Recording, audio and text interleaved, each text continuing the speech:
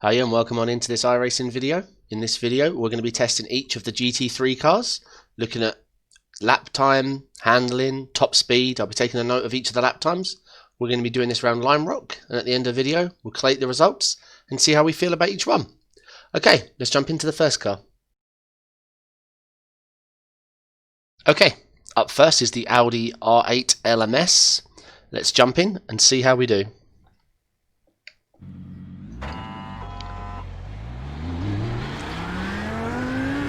Whoa, loving the sound so far. So every car will be running baseline. It's got a nice planted feel to it already. Haven't tried the brakes much yet. Well, they sound monstrous. You can hear the metal grinding. Alright, first things first, lovely soundtrack. This is awesome sounding. Do love this circuit, that's why I picked it. I wanted to make the one constant. This is just me, is the difference. I know the track so well, so in theory I should be able to give a nice balanced approach. We'll set 3 hot laps in each car. Right, let's get the first hot lap done. Oh, need to get used to the gearing in each car quickly. Not to mention the braking points. Okay, I'm feeling a lot of oversteer using trail braking, which can be a good thing, but whether I've got time to get used to it or not is another thing. But there you go, for just getting the car around there, a little bit of trail braking, pointed it nice and quick. Brakes feel good. Steering feels pretty planted. Yeah, so far so impressed. I'm not too familiar with the GT3s. Haven't drove any in iRacing yet, apart from a test session a while back, and obviously now jumping in each car for the first time. But I've done it a lot in Assetto Corsa, and I've drove the GTE cars, and I love the GT3s in general. I know them well. The style of driving, that is.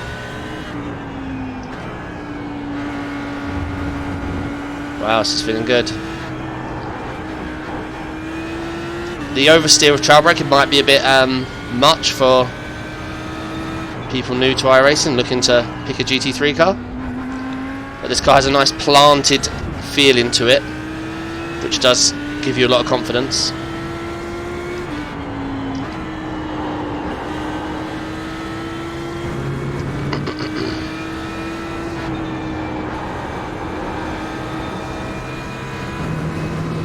Okay, that's going to be a little off the previous one.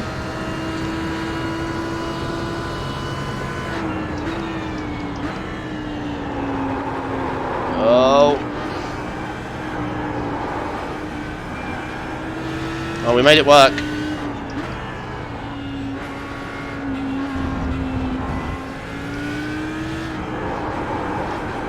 Oh, didn't make that work. Yeah, I mean, the amount of oversteer is quite extreme. Let's say this is just the baseline setup, but I thought I'd make it fair by just testing each one that way. Setups can do a lot, but you can only take the baseline and change it. It's the essential rule of thumb.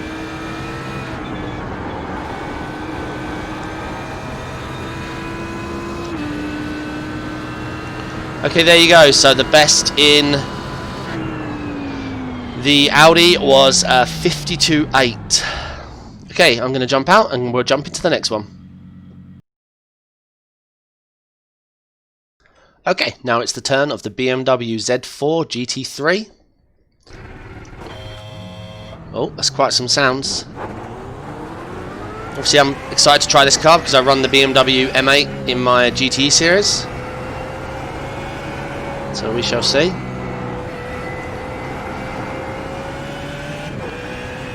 So at the end of this video we'll collate, as I say, all the information from all the cars. Have a little discussion on what we think. I mean, I am looking to move to VRS and do a lot more GT3 driving in general, so this isn't just for you this video is for me as well. Selfish, I know. but I figured I'd share all the information with you. So every car's baseline, the camera settings, everything. I'm just jumping in, doing my lap, and moving on.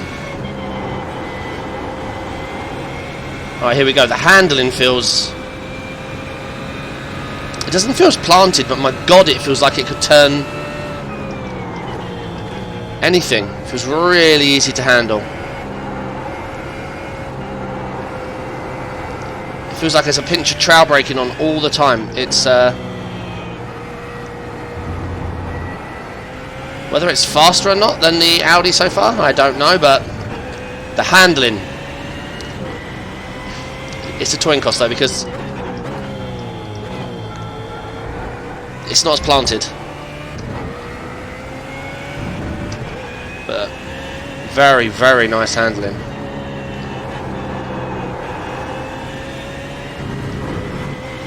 So these sectors up top are obviously fresh each time.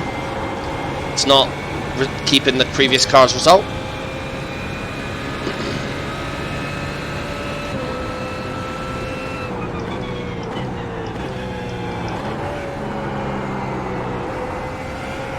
It's a 52.5. If that's quick. Well, for me.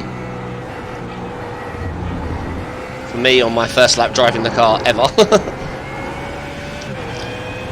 And we're going green. This car's very easy to drive, guys.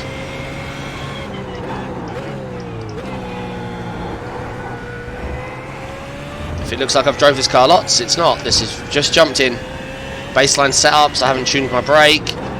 Haven't worked out braking anything in this car. Nothing.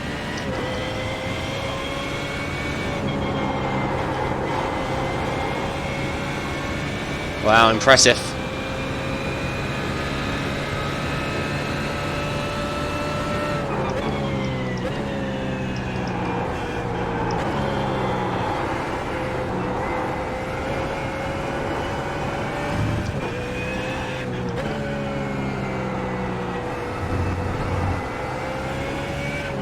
Just giving it all I can on its last go.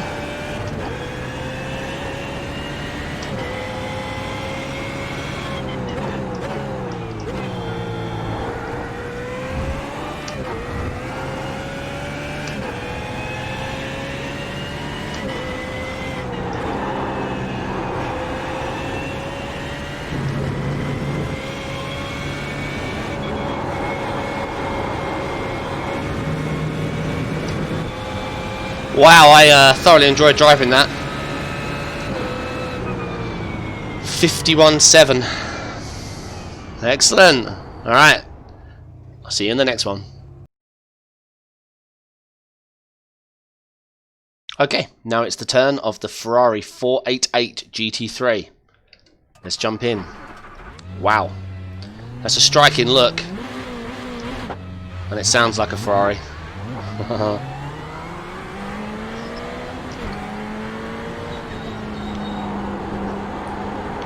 Nice.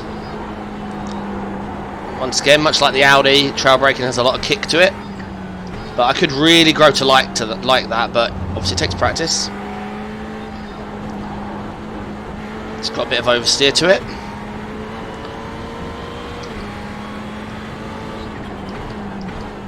Feels really planted.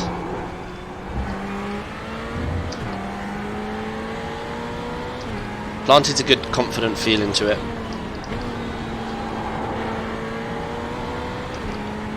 It's not as nice sounding as the Audi, but it does sound a lot more refined. The Audi sounded monster. Oh, I didn't love the BMW was a lot different sounding.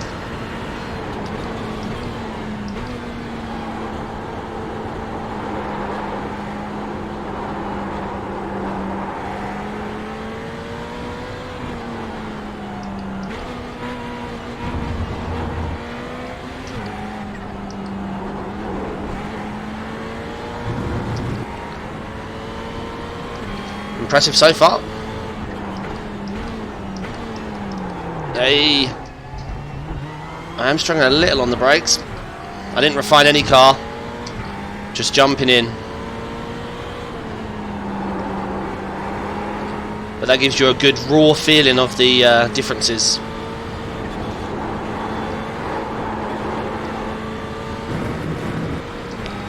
I still say the BMW is the easiest to drive, but that doesn't make it doesn't mean it's the fastest.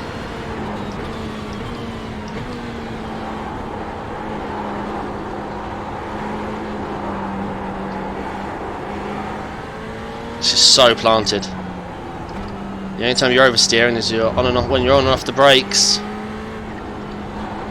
You can feel it kick out.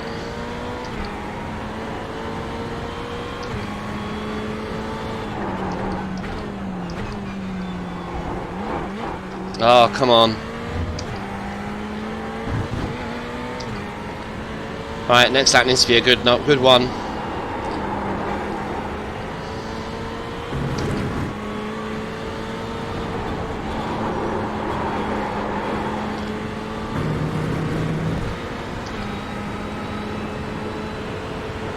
Alright, come on. Let's make this one count.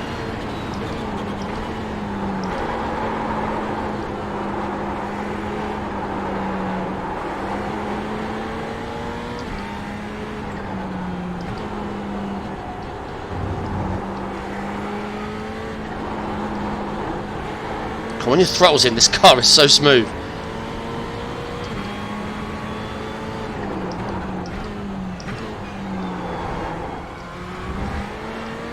There you go. Did it justice on this one lap, thank God.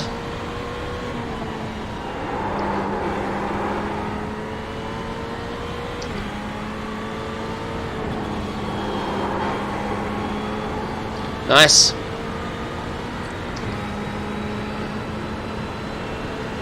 There you go, we set a lap. 52.0. Alright, let me jump out. I'll jump into the next one. Okay, now it's the turn of the Ford GT GT3, a car of which I'm a big fan of in real life. I'm a big fan of the Fords, but I've heard nothing but bad things, so let's see if those bad things are justified.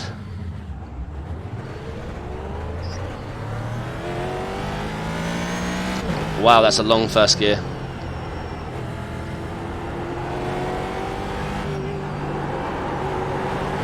Use this outlap to try and learn the car. It's loud.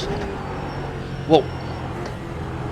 Okay, there was some major snap oversteer there, but hopefully it was just something I did wrong.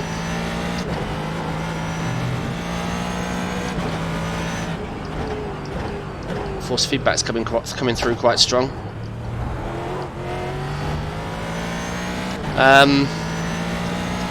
So far not so good. It does not feel planted at all. I haven't got much confidence on the throttle already. And if you look at how planted I was on a few of the others,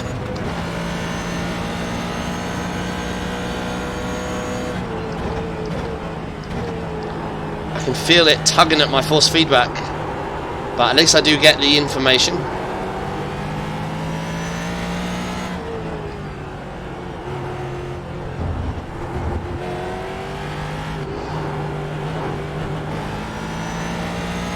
Come on.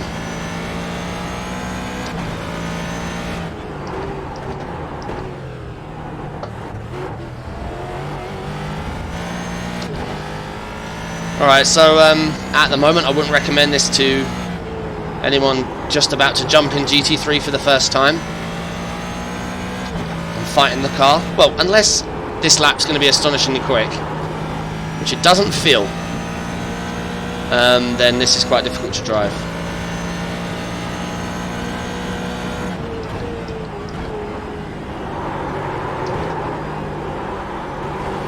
Ah, come on. 53.1 was a respectable lap though. But we'll see at the end of the video how they all tally up. Me trying to remember them as I go isn't going to happen. Right, come on. Let's prove the world wrong and do a stunning lap in this thing.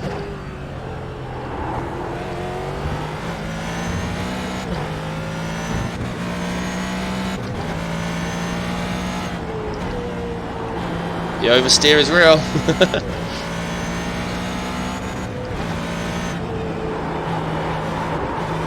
I'm finding it difficult to hear the gearing for some reason. I'm either early or late. I'm not sure why, but anyway, I digress.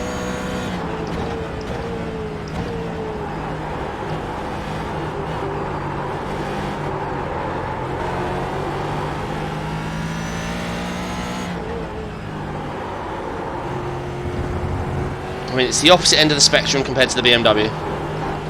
The BMW was so easy to drive, it was ridiculous.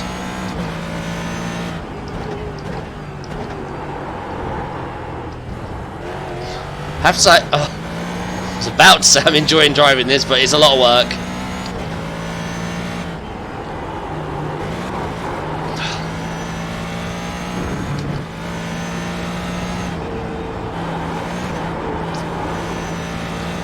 There you go. We shall see. We'll look at the data at the end. Yeah, that was a handful though. Alright, I'll jump in the next car. Okay, now it's the turn of the McLaren MP4-12c GT3. Now, if you thought I loved the Ford previously, you know, not to drive for nostalgia, McLaren would even top that. McLaren's my F1 team. Big fan of those always. I'm a big fan of Williams as well, but oh, I like the sound of this.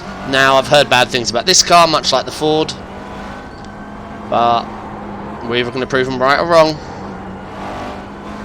And the engine sounds insanely good. Brakes feel good. Steering feels good. What's the catch? Right. I'm sure we'll find out when we start putting our foot down.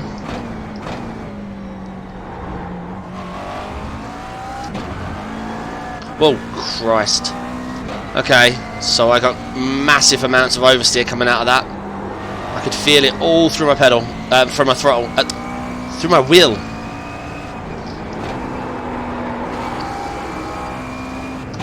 I associate it with my foot because that's where I send that sensor information, if you know what I mean.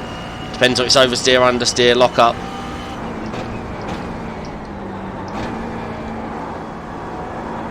I have to say, steering feels really smooth on this car.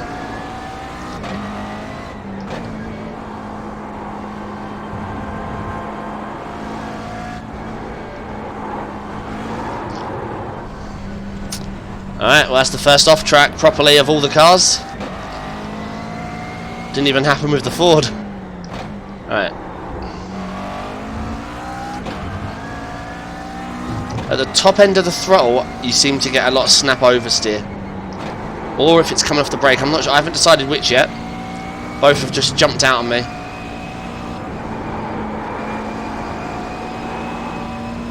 Whoa. It's frightening to drive. Right, here we go. Come on.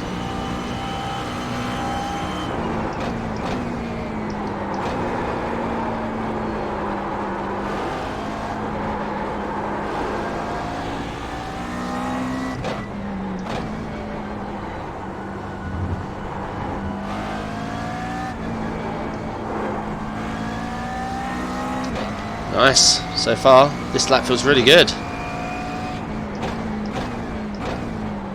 The gear changes sound phenomenal. And I would expect the brakes to be good. The McLaren brakes are some of the world-renowned best brakes.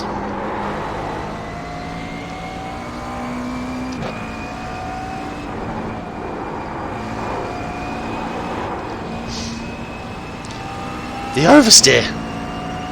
Am I trying to put down power?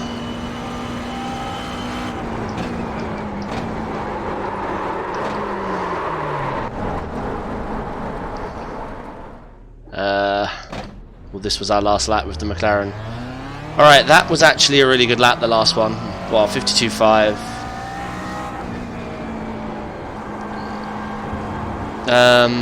I'll just bring this lap home.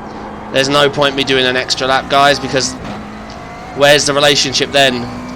You was meant to see my first go, all three, all the GT3s, and this car has been a meal to drive. The oversteer is very unpredictable, and it jumps at you with quite some severe power, which you've seen, I think, pretty much every lap. Damn, I wanted to love the McLaren. Alright, let's get out and jump in another one. Okay, last but not least, from what I hear, the Merc AMG GT3. Now, very popular choice. I've expressed that I want to do VRS next season, and a lot of the YouTube comments and Discord discussions, everyone's asked me to try this car. I can hear it. I heard it can be quite understeery at times, requiring a lot of trail braking, but we shall see. I mean, immediately it feels extremely planted and loud, I might add, but I like that. Feels like a heavy car compared to the others.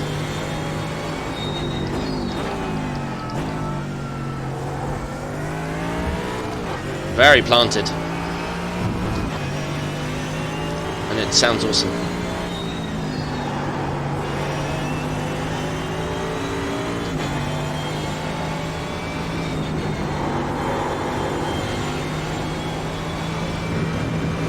Okay, here we go.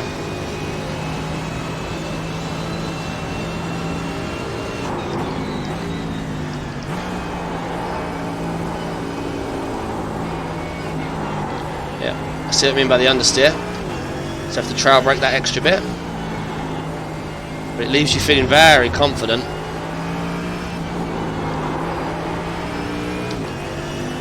The trail braking's nice and subtle and consistent.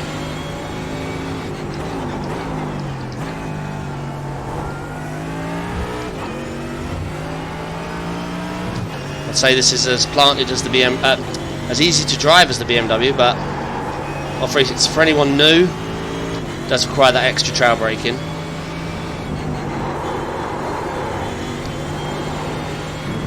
Ah, damn it! I put too much trail braking in.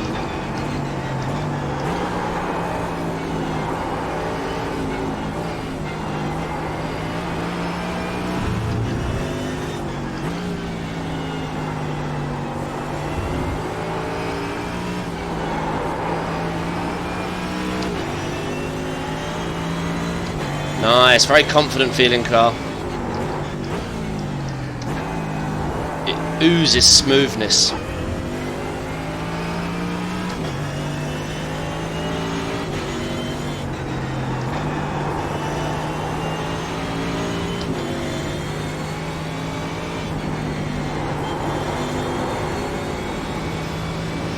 Yeah, wow. That felt like a good lap.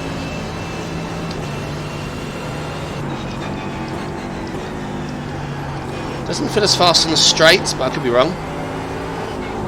That's what we'll analyse after the video.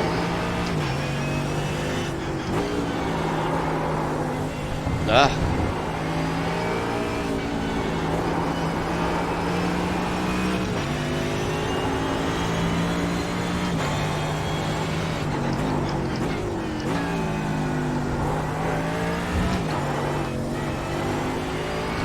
I'm overdriving it a little bit now. But when a car gives you this much confidence, look at lap 3, I'm already overdriving it because it's just giving me that confidence to try things. Yeah, well, I was never going to get that lap back anyway. Alright, fantastic. I'll jump out this car and we can bring up the lap times and discuss from there. Okay, that was great fun. So let's take a look at the lap times, analyse them car by car. I'll go through from the slowest to the fastest. So up first is the Audi R8 LMS. Now, I was surprised to see this car in last, you know, behind the notoriously mentioned McLaren and Ford. Now, it could have been just my driving style. So please remember, this is subjective to me, my driving style. There's probably guys... By probably, I mean there are guys in the Audi R8 LMS who could beat me in no matter what car I drive. So this is my thoughts and opinions. I'm just trying to help you out if you're either new to the GT3 arena or looking to decide what car you want to jump into. So the Audi. I was disappointed with the lap time. It's, well, you wait till you see first release's lap time. Top speed was the second fastest, so I'm sure it'd be a great circuit on a great car on circuits where there's big straights. But as far as Lime Rock, which is on the VRS calendar, cornering speed was just not there for me. I felt comfortable in the car felt really good, but that lap time was not good enough. I was surprised. If I sound lost for words, it's because I am. Of all the cars I documented, that one was just not where I thought it was going to be. So yeah, pretty disappointed. Okay, up next is a car I did think would be around this range. Unfortunately, the Ford GT GT3. 0.2 of a lap quicker than the Audi. Top speed was the slowest, which was a surprise to me. So this car I wanted to love. I'm a big Ford fan. I can't recommend it. Way too much noise and information coming through the force feedback that was just unnecessary. It was tugging at me. And the nature of a GT3 race is usually a long race about consistency, lap times, tyre management, fuel management, and you don't need all that noise. If you've got this many cars to pick from, I'm not sure why you'd pick the Ford. Now, I'm sure there's guys out there who can make it work for them. They tune it, get the right setup, and they get used to driving it. But my opinion, we have choice, and that is not something I would waste my choice on. While it was a 0.2 quicker than the Audi, it's also down... It's down on top speed on the Audi by 5 miles an hour, which is pretty significant. But take into consideration, because I was happy with the Audi steering, whereas I wasn't with the Fords. It could have been the exit of the last bend that made all the difference. So keep that into consideration on these top speeds analysis, because Lime Rock isn't the longest straight on the calendar. Okay, up next, the McLaren MP4-12c GT3. 1/10 quicker than the Ford. But of all the cars I tried today, it's the easiest to not recommend. And I am a McLaren fanboy. You've probably noticed in 60% of my videos I'm wearing McLaren tops. I am a big McLaren fan. But this car was... it was smooth through the corners. And joint fastest down the straight. You know, it was a beast. Exit of bends. I was getting huge amounts of oversteer. At unpredictable times. Now, I'm sure of enough time in the car, I could get used to when that's going to happen. But for me, force feedback wise, it would just jump out at me. It would violently grab me and ruin what could have been a much better lap. Because I think if I'd have done 10, 15 laps in each car, the McLaren definitely would have improved. Straight line speed, it's a bullet. Through the bends, feels really smooth. It was just too inconsistent. So I never really... felt at home and pushed in it, because just getting round was enough for me. Okay, in third, the Ferrari 488 GT3, with a lap time half a second a lap quicker than the McLaren, and a full, 0.8 quicker a lap than the Audi. I thought this car was brilliant. Very good all-rounder, good on exit, confident, planted. Equal straight line speed to the McLaren, so I can recommend this car. A very good all-rounder. As I say, I felt comfortable in it. I'm trying to think if there's anything I didn't like, but no, I was really happy with the car. I did think this would probably be top 2. I felt actually like this lap that I did in the Ferrari was one of my fastest, but as you're about to see, it just was not. Okay, up next, the BMW Z4 GT3. Now, this was a 5 mile an hour down on the straight compared to the Ferrari and the McLaren, but set 0.3 a lap quicker. Now, why? Well, that was easy. Because I only did 3 laps in each, and the BMW was the easiest to drive, bar none. Very easy to drive. I didn't require too much trail braking, which I'm fine with trail braking, but for a beginner getting in to this, this is the car I'd recommend. If you're very new to GT3s and you've just exited the rookies and you've built up a license and GT3 is the first thing you want to move into, the Z4 was really easy to drive. Out of all of them, I thought if I'd have done 100 laps, what would get the least off tracks and instant points, it would be the BMW. However, one thing to note, it wasn't as planted as, say, the Ferrari or the Merc. They oozed confidence down the straight, so your braking points and apex entry, whereas the Z4 just felt it it didn't feel as smooth down the straights. It felt like any turning angle you applied would apply something to the BMW. It wasn't as relaxing and planted as I would have liked, because I prefer that consistent feeling lap after lap, trying to hit my marks, using the force feedback to understand exactly how I'm feeling. While I didn't get that exactly in the BMW, it was just so easy to drive. It was a blast. So I'm not sure how it would do on the bigger straights compared to, say, the Ferrari, which is also another popular car. But easily recommend it. Okay, the top spot. Unsurprisingly, the Merc AMG GT3. Now, this has been recommended to me over and over, and I believed them, so I jumped in. And of all the cars, definitely the most planted. It oozed confidence. The lap time was fast because by lap 2, I was pushing. I was able to step it up a gear, unlike all the other cars, really. Maybe the Ferrari almost gave me that feeling. I'm not saying the Z4 didn't give me that feeling. The Z4 was just... It was almost like so easy to drive, I didn't know where to pull out more from as quickly. Whereas the Merc, it was quite obvious from the feedback feeling I was getting, the feeling in the car, hitting my marks. Brilliant car. Straight line speed was lacking. It's what we're seeing, 5 miles an hour down from the Ferrari.